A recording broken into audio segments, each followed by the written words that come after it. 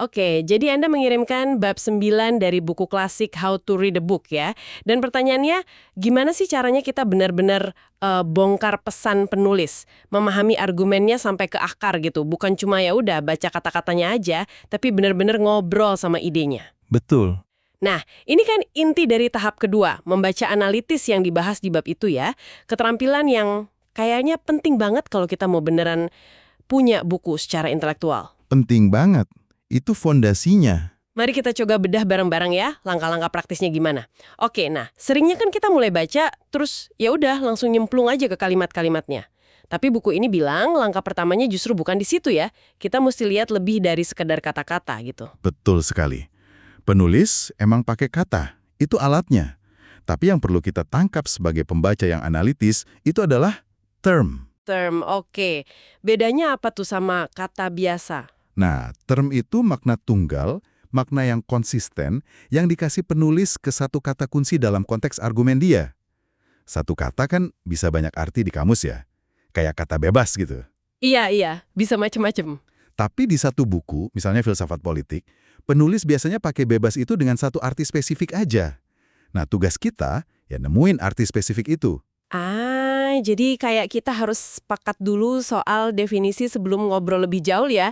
Kalau salah tangkap term kuncinya, wah bisa kacau semua pemahamannya. Persis. Bisa salah arah nanti interpretasinya. Oke, nah dari term kita naik level nih ke kalimat. Atau ada jebakan lagi nih di sini? Ada lagi, mirip kayak tadi. Kita perlu bedain antara kalimat sama proposisi. Oke, kalimat dan proposisi. Gimana tuh? Penulis kan nulis pakai kalimat ya. Tapi yang sebenarnya mau dia sampaikan itu proposisi. Maksudnya, sebuah pernyataan, klaim atau gagasan utuh yang bisa kita nilai benar atau salahnya. Satu kalimat yang kompleks itu bisa aja isinya beberapa proposisi. Sebaliknya, satu proposisi kadang diungkapin pakai kalimat beda-beda di bagian lain buku. Nah, ini nih bagian yang sering bikin saya bingung. Kalimat kan banyak banget ya di buku. Gimana kita tahu mana yang isinya proposisi kunci? Kan penulis kadang muter-muter atau ngasih contoh banyak banget. Iya, betul. Caranya, coba fokus ke kalimat-kalimat yang isinya penilaian atau kesimpulan dari penulis. Judgments gitu. Itu biasanya tulang punggung argumennya dia. Penilaian atau kesimpulan ya? Iya. Dan uniknya nih, seringkali justru kalimat yang bikin Anda berhenti terus mikir, tunggu dulu, ini maksudnya apa sih sebenarnya? Nah, itu malah sering jadi kalimat yang penting banget buat si penulis. Oh, justru yang bikin kita ngerutin dahi itu ya? Betul, jangan cuma fokus ke kalimat yang gampang dicerna atau isinya fakta menarik aja. Cari pondasi atau puncak argumennya. Wah, menarik nih. Jadi kalimat yang bikin sedikit nyangkut, itu justru sinyal penting. Oke, nah setelah kita curiga nih beberapa kalimat kayaknya bawa proposisi kunci, gimana kita yakin udah nangkep gagasannya beneran, bukan cuma apal kalimatnya doang? Nah, ujiannya gampang sebenarnya. Coba Anda omongin lagi proposisi itu pakai kata-kata Anda sendiri. Tapi jangan ngubah maknanya ya. Oke, pakai bahasa sendiri. Kalau Anda cuma bisa ngulang plek kalimat penulisnya, kemungkinan besar Anda belum benar-benar nyerap idenya. Masih kayak, burung beo gitu. Iya, cuma ngulang. Penulis yang bagus itu sering kok nyatain proposisi penting yang sama dengan kalimat beda di tempat lain. Nah, kalau Anda bisa ngenalin, oh ini kan ide yang sama kayak di bab kemarin. Itu tanda Anda udah paham beneran. Benar juga. Terus, kalau kalimatnya kompleks, coba aja pecah jadi proposisi-proposisi tunggal biar lebih gampang dianalisis satu-satu. Oke. Jadi restatement pakai kata sendiri itu bukti pemahaman, bukan sekedar ingatan. Masuk akal banget. Nah, proposisi-proposisi kunci ini kan nggak berdiri sendiri ya. Penulis pasti ngerangkai mereka buat bangun sesuatu kan. Ini yang namanya argumen itu. Tepat sekali. Argumen itu ya intinya rangkaian proposisi. Ada satu atau lebih proposisi, kita sebut premis, yang diajuin sebagai alasan atau bukti buat dukung proposisi lain, yaitu kesimpulan. Premis dukung kesimpulan, oke. Tugas kita berikutnya, ya ngelakak rangkaian logis ini. Kadang penulis bantu sih pakai kata-kata kayak karena, sebab, maka, oleh karena itu, jadi. Iya, ada penandanya. Tapi seringnya hubungan logis ini tuh tersirat aja. Kita kudu aktif nanya, oke, penulis bilang gini, alasannya apa? Buktinya mana di kalimat atau paragraf sebelum atau sesudahnya? Jadi kita yang harus nyari hubungannya. Betul, dan penting juga, identifikasi asumsi dasar penulis, baik yang dia bilang langsung maupun yang agak tersembunyi.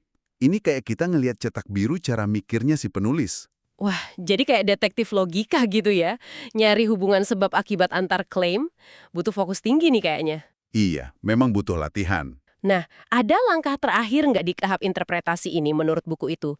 Udah nemu term, proposisi, argumen, terus apa lagi? Ada. Langkah terakhirnya itu mentuin solusi atau masalah apa aja yang dipecahkan. Jadi, setelah kita paham proposisi sama argumen utamanya, kita perlu nanya, masalah atau pertanyaan apa aja sih yang diklaim penulis udah berhasil dia jawab atau pecahkan lewat buku ini? Oke, apa yang dia klaim berhasil? Dan ini penting juga, masalah atau pertanyaan apa aja yang diakui belum terpecahkan atau emang di luar fokus bukunya dia. Oh, jadi kita lihat batasannya juga ya? Betul, biar kita paham lingkup sama batasan capaian buku itu secara realistis. Nggak ngarep yang nggak ada. Oke, lengkap nih. Jadi nemuin term kunci, identifikasi proposisi utama, ngelacak argumen atau rangkaian logisnya, dan terakhir paham solusi atau masalah yang dipecahkan.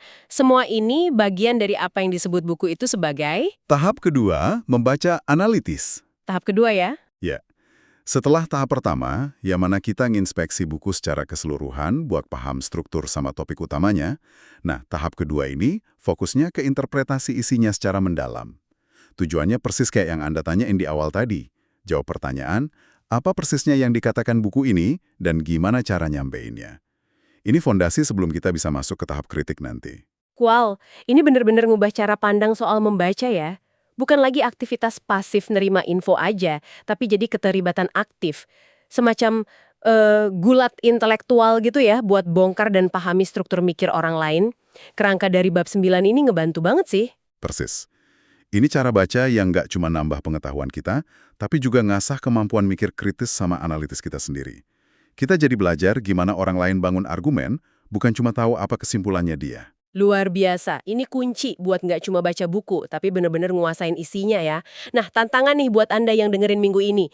Coba deh terapkan kerangka ini ke satu artikel atau mungkin satu bab buku yang lagi Anda baca. Pilih satu argumen utama aja, terus coba identifikasi. Apa sih proposisi kuncinya? Ada term penting nggak yang perlu dipahami definisinya? Terus apa alasan atau premis yang dukung kesimpulan itu? Iya, coba aja. Selamat mencoba bergulat dengan teks.